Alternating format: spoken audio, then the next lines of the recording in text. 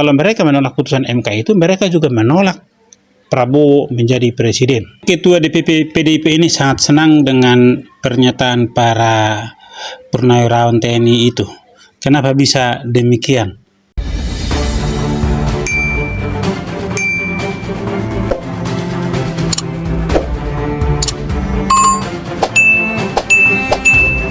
Kalau usulan relawan perlu kajian lebih dalam.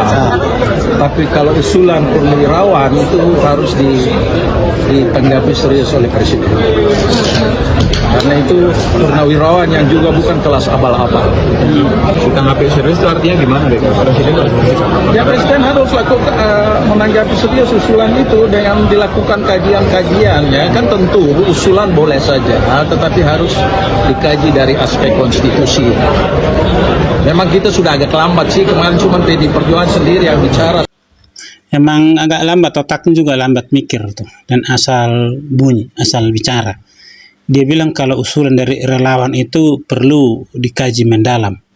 Tetapi karena ini usulan dari para purnawirawan jenderal, ya, perlu ditanggapi serius. Nah, ketika ditanggapi serius itu seperti apa? Ya dikaji katanya lagi. Ya dikaji seperti apa katanya kan? Dikaji mendalam, ditanggapi serius, dikaji lagi. Dia kan muter-muter. Ya, saya tahu, saya paham maksud dia membedakan bahasa itu. Seolah-olah dia menyatakan kalau relawan itu ada keberpihakan. Kalau usul relawan. Tapi karena ini usul dari purnawirawan, keberpihakan itu tidak ada. Ya, keberpihakan itu tidak ada. Namun, mari kita lihat lagi dulu video berikut ini, yaitu seorang purnawirawan, mantan gubernur juga, ya kalau tidak salah sih namanya Sutioso. Tentu saja nanti kalau Pak Anies ini jadi presiden misalnya ya, jadi dia akan mempelajari apa saja yang sudah baik, ya kita lanjutkan, udah pasti nggak usah disuruh. Nah, itu dia. Itu pernyataan dari Sutioso sebagai mengkampanyekan waktu itu Pak Anies untuk jadi capres ya. Nah, jelas sikap Sutioso dari dulu sampai hari ini juga jelas, dan para purnawirawan itu juga gerombolannya, teman-temannya Sutioso juga kan. Ya. Jadi jelas sebenarnya pernyataan itu kenapa didukung oleh si ketua DPP Partai PDIP ini. Karena pernyataan itu telah mengakomodir rasa kekecewaan mereka, rasa sakit hati mereka atas kekalahan. Jadi 01 dengan 03 itu setali tiga uang sebenarnya. Ya. Ada yang maju, yang di belakang mengikuti. Ya. Begitu juga dengan sebaliknya, ketika yang ini lagi yang maju, yang di sana itu mengikuti. Jadi sebenarnya sampai hari ini mereka belum move on. Ya. Belum mau menerima hasil itu. Nah, terhadap tanggapan Presiden untuk pernyataan itu saya rasa tidak perlu ditanggapi. Biarin aja seperti itu. Itu kan usulan mereka. Ya, bisa-bisa aja, namanya demokrasi, tidak harus diatur bagaimana memberikan usulan. Itu kebebasan berpendapat. Tetapi bukan berarti semua usulan itu harus direspon, harus ditanggapi. Ya, kalau semua usulan harus direspon, harus ditanggapi, jangan-jangan nanti 5 tahun ke depan Bapak Prabowo tidak akan bekerja. Dia akan sibuk merespon, menanggapi setiap pernyataan, setiap usulan dari orang-orang yang sakit hati ini, dari orang-orang yang kalah ini, ya kan? Memberikan, menanggapi, merespon, menanggapi, kapan kerjanya. Jadi saya rasa dalam kebebasan berdemokrasi silakan aja memberikan pendapat. Tapi bukan berarti itu yang harus dikerjakan. Itu yang harus dilakukan oleh pemerintah. Pemerintah tetaplah jalan, menjalankan program yang sudah kalian janjikan. Bapak Presiden Prabowo tetaplah bekerja sesuai dengan koridor yang Bapak janjikan kepada masyarakat. Karena dengan janji itulah Bapak dipilih, bukan karena pernyataan dari para purnawirawan ini. Ya, bukan karena pernyataan dari para orang-orang yang disebut ahli, disebut pakar. Bukan, Pak.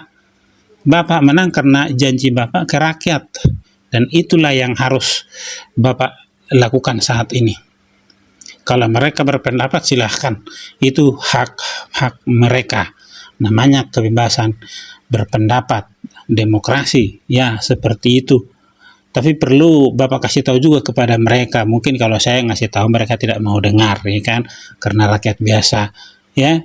Tapi kalau presiden, mudah-mudahan mereka bisa mengerti bahwa demokrasi itu, Bapak itu memenangkan pilpres karena demokrasi yang berjalan dengan pemungutan suara, dan demokrasi dimenangkan oleh Bapak karena Bapak mendapatkan suara terbanyak. Nah, sekarang kalau pernyataan dari para purnawirawan TNI ini, ya, Bapak jangan terbawa arus karena ini bagian dari Bapak di kemiliteran. Ya, jadi kalau pernyataan mereka ini, ya, mau berapa orang, mau 1 juta pun mereka itu tidak berpengaruh, Pak. Dari 200 juta rakyat Indonesia, berapa persen? Atau dari 100 juta pemilih, berapa persen, Pak? Berapa persen? 1%? Nyampe, Pak? Taruhlah nyampe 1%. Apakah itu menjadi mempengaruhi yang 58 itu, Pak? Kalau yang 1% bisa menggulingkan yang 58, negara bisa kacau, Pak. Jadi Bapak hati-hati dengan pernyataan ini, Pak. Ya, karena wakil presiden juga kalau mau disuruh turun, ya, atau mau diberhentikan, ada hukumnya, Pak. Ada undang-undangnya. Karena apa? Karena melanggar hukum. Ya, karena melakukan pelanggaran hukum, ada pidana. Ada undang-undangnya, Pak. Bukan karena MK. Dan MK juga bukan gara-gara dia. Yang bikin MK, putusan MK, yang hakim MK. Yang menjalankan pemilu, ya KPU. Mereka hanya peserta, dan mereka menang di perhelatan itu. Jadi tidak ada kesalahan yang dilakukan oleh Prabowo, apalagi Wakil Presiden Gibran. Ini hanyalah bentuk pernyataan like dan dislike, bukan benar atau salah. Termasuk daripada Ketua DPP PDIP ini, ya. Pernyataan dia itu karena apa? Itu karena juga like dan dislike, Pak. Sampai-sampai dia tidak mengerti apa yang dia sampaikan. Ya, seperti yang dia bilang tadi itu. Kalau ini usulan dari relawan, perlu dikaji secara mendalam, katanya. Tapi karena ini usulan dari para purnawirawan, yang tentunya mereka ini bukanlah abal-abal, katanya kan, maka perlu, ya, dipikirkan, ya, perlu ditanggapi secara serius, katanya. Nah, pun ditanya tanggapan serius itu seperti apa, dikaji, katanya. Apa bedanya dengan relawan tadi, ya kan? Jadi sudahlah kawan, ya, kalau sakit hatimu masih berlanjut, ya, semoga lekas sembuh, ya, semoga lekas sembuh. Makin kalian koar-koar sebenarnya sampai tahun 2029, makin kalian tekan Gibran, dia makin naik. Makin Prabowo melakukan pekerjaannya dan tidak menghabiskan waktu merespon orang-orang yang seperti kalian ini, dia juga makin naik. Dan secara tidak langsung, ya, orang juga tahu kalau orang-orang yang terzolimi itu, ya, akan diangkat derajatnya. Menurut hemat saya, ini tidak perlu ditanggapin. Memang ini suara demokrasi, tapi bukan berarti semua usul harus ditanggapi, semua usul harus direspon. Tidak. Kalau semua usul harus direspon, semua pendapat harus ditanggapi, semua pernyataan yang seperti ini harus ditanggapi, presiden sampai 5 tahun ke depan tidak akan bekerja. Dia akan sibuk ngurusin, dia akan sibuk ngurusin menanggapi suara-suara hati atas dasar suka atau tidak suka, bukan atas dasar benar dan salah. Ya. Jadi di sini negara ini muter-muter aja di situ. Muter-muter aja di MK. Putusan MK. Muter-muter aja mereka di situ. Nah, di balik itu juga mereka muter-muter aja di ijazah palsu Jokowi. Ya, jadi semuanya di situ. nggak kemana-mana negara ini, nggak maju-maju kita. Jadi untuk Presiden Prabowo mohon diperhatikan itu Pak. Ya, termasuk juga mungkin pendapat saya ini tidak perlu Bapak tanggapin juga. Sekalipun Bapak mendengarkan, tak perlu Bapak membuat tanggapan, dalam artian juga menanggapi itu kan menyiapkan waktu, menyiapkan tempat. Ya, kalau dia bilang menanggapi serius, berarti harus dipanggil dong. Adakan konsultasi, ya, dengar pendapat, menanyakan kenapa sampai seperti itu kan sudah menghabiskan waktu.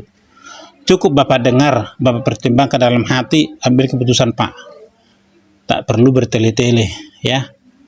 Kalau semua harus dibahas, tak jalan kita punya negara Pak. Program Bapak pun tidak akan jalan. Dengan tidak jalannya nanti program Bapak, karena hal-hal yang seperti ini, Bapak juga yang salah. Bapak juga yang gagal, ya. Jadi apa? Untuk orang-orang seperti ini, anggaplah hanya bagian dari demokrasi, ya. Anggaplah bahwa hidup berdemokrasi itu tidak semua harus menyukai kita.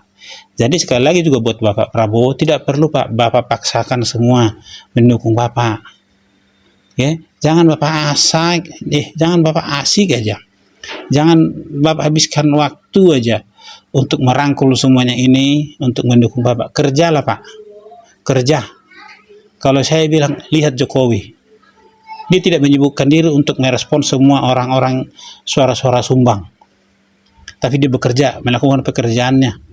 Begitu juga dengan Bapak, kerja Pak, lakukan programmu. Tidak perlu kau tanggapin ini semua. Mereka juga cari makan melalui dengan cara yang seperti itu.